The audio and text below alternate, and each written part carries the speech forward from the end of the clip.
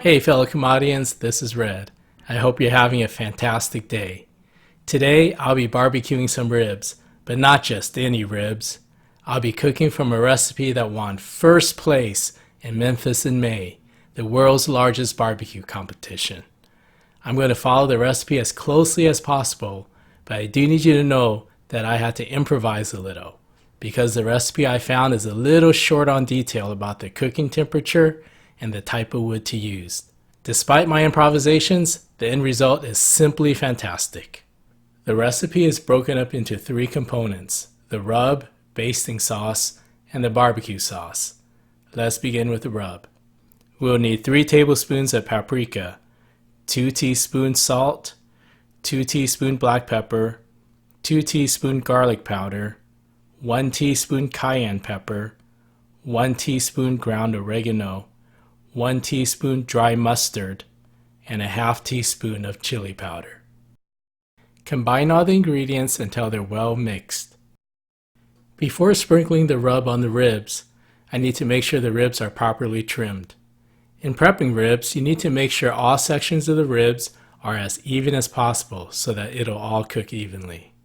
I bought these ribs from Costco, and they've already done a pretty good job trimming it.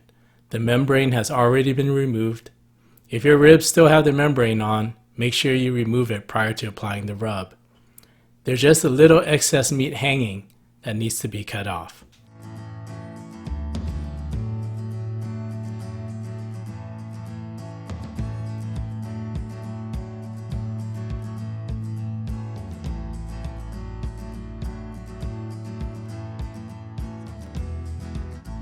After trimming the rib, generously apply the rub all over the rib.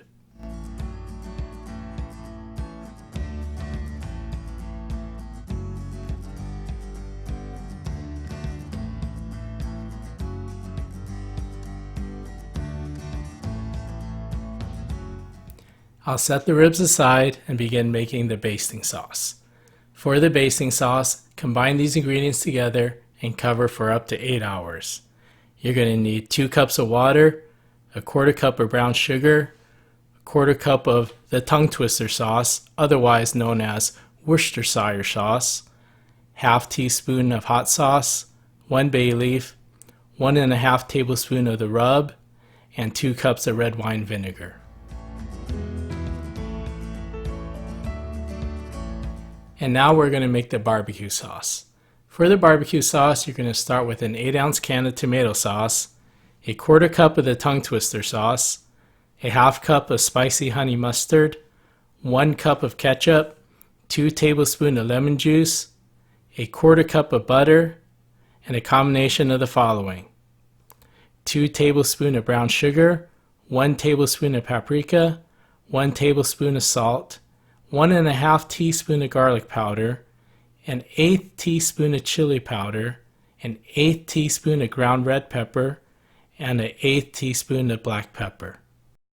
Mix all the ingredients together and bring it to a boil. Once it's reached a boil, reduce the heat and simmer for 30 minutes.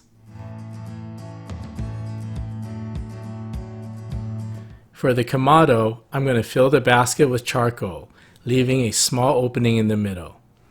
I'll add 2 handfuls of apple wood chips and cover it with a layer of charcoal. Had I just laid the wood chip on top, it would have simply caught on fire and burned itself out. By covering it with a layer of charcoal, it'll produce smoke to flavor the ribs.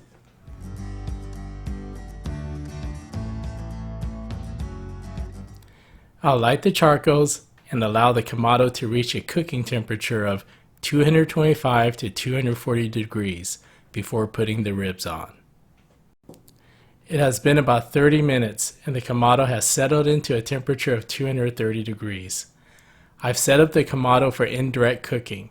We're ready to place the ribs on.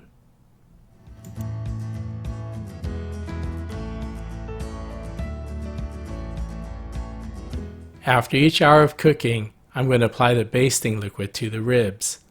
We'll repeat this 4 times.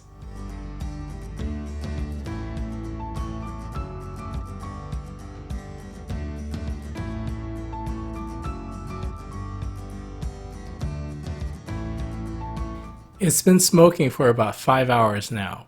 We're ready to apply the barbecue sauce and let it smoke for an additional 10 minutes.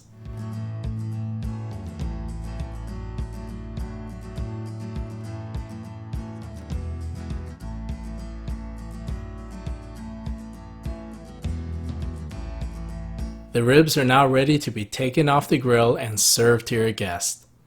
It's fascinating how ribs can taste so different depending on where you're at. Some ribs are sweeter, some are more vinegary, and others have a strong mustard flavor. These ribs have a deep, rich mustard flavor that's simply addicting. Thanks so much for tuning into another edition of Kamado Planet. In an upcoming episode, I'll be showing you another way to cook baby back ribs. Please subscribe to my channel to tune into that episode along with other food from all around the world cooked in the Kamado.